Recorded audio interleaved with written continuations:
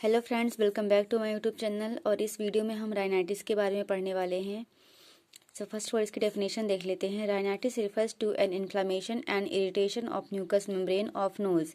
यानी कि इरिटेशन एक ऐसी कंडीशन होती है जिसमें नोज की म्यूकस मेम्ब्रेन में इरिटेशन और इन्फ्लामेशन हो जाती है। ठीक है, उस कंडीशन को हम राइनाइटिस कहते हैं। नेक्स्ट इसके टाइप्स, इसके 4 टाइप्स होते हैं। फर्स्ट है एक्यूट राइनाइटिस, जिसे हम वायरल राइनाइटिस भी कहते हैं, allergic rhinitis, non allergic rhinitis और एट्रोपिक राइनाइटिस। ठीक है, यहाँ पर जो एक्यूट राइनाइटिस है इसे हम कॉमन कोल्ड भी कहते हैं। एक्यूट राइनाइटिस या viral rhinitis. Viral rhinitis is an acute inflammation of mucous membrane of nasal cavity. It is also known as common cold और कोराइजा। ठीक है, तो ये जो एक्यूट राइनाइटिस होता है ये एक्यूट इन्फ्लेमेशन होता है किसका, म्यूकस मेम्ब्रेन का।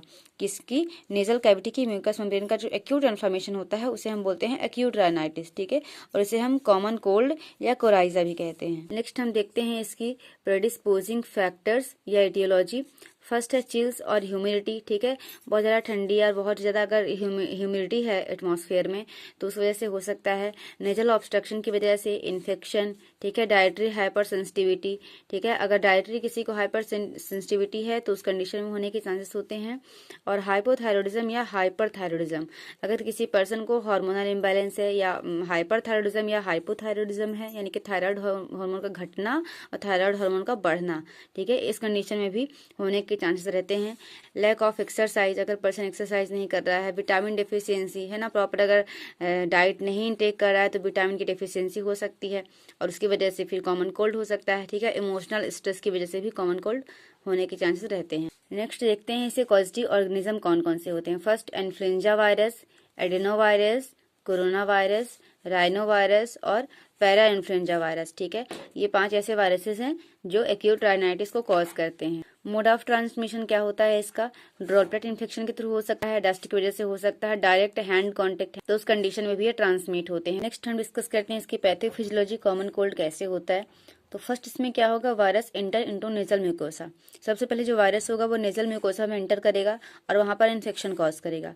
इन्फेक्शन कॉज करने के बाद acute generalised hyperaemia of nasal mucosa. जो इन्फेक्शन होगा तो जो नेजल म्यूकोसा होती है उसमें ब्लड का फ्लो बहुत ज्यादा इंक्रीज हो जाएगा। ब्लड फ्लो बढ़ने की वजह से जो म्यूकोजल सेल्स होती हैं सिक्रेटरी ग्लैंड की, ठीक है, वो क्या हो जाती हैं, इनगॉर्ज हो जाती हैं। उनकी इनगॉर्जमेंट की वजह से क्या होगा, प्रोफ्यूज सिक्रेशन।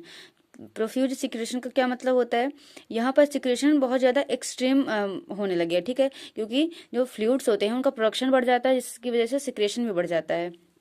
सिक्रेशन बढ़ने की वजह से नेजल कंजेशन होगा पर्सन को। नेजल कंजेशन होने की वजह से इरिटेशन होगी और टिकलिंग सेंसेशन होगी। टिकलिंग सेंसेशन का मतलब होता है जैसे कभी कभी हमें जब स्नीज होती है तो उसके पहले जो सेंसेशन हमें आती है, ठीक है ना, उसे हम बोलते हैं टिकलिंग सेंसेशन। ठीक है, इसे और उसकी वजह से पर्सन को स्नीजिंग होगी। ठीक है, और कॉमन कोल्ड हो जाएगा। आप इस डायग्राम को भी देख सकते हैं, एग्जाम में आप इसे बना भी सकते हैं। जैसे यहाँ पर आप देखिए इन्फ्लेम्ड म्यूकस मेम्ब्रेन आपको यहाँ पर दिखाया गया है। नेक्स्ट हम डिस्कस करते हैं इसके क्लिनिकल मैनिफेस्टेशंस। फर्स्ट है नेजल कंजेशन। ठीक है, इरिटेशन होगा, डिस्कम्फर्ट होगा पर्सन को, मसल पेन होगा, सोर थ्रोट होगा, वाटरी डिस्चार्ज फ्रॉम आइज। ठीक है, आइज से वाटरी डिस्चार्ज होगा, एलिवेटेड टेम्परेचर, टेम्परेचर हाई रहेगा। ठीक है, कभी कभी फीवर भी हो जाती है। ठीक है, tickling sensation in the nasal cavity, nasal cavity में टिकलिंग सेंसेशन होगी, स्नीजिंग होगी, जनरलाइज मलेज होगा।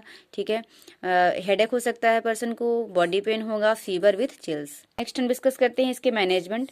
सबसे पहला पर्सन को क्या करेंगे, हम रेस्ट प्रोवाइड करेंगे, अवॉइड करेंगे उसकी फटीग को, avoid sudden change of temperature. ठीक है, सडन चेंज ऑफ टेम्परेचर को अवॉइड करेंगे, improve resistance by vitamin C, analgesics provide करेंगे, antipyretics, antibiotic, nasal congestion such as pseudoephedrine containing drug, Sudafed, phenylephrine या एफ्रिन। हमें नेजल डिकंजेस्टेंट ड्रग प्रोवाइड करनी है person को ताकि उसका कंजेशन दूर किया जा सके। एंटीहिस्टामिन प्रोवाइड करेंगे, ठीक है, जैसे कि बेनाड्राइन, क्लैरिटिन और एस्टेलिन।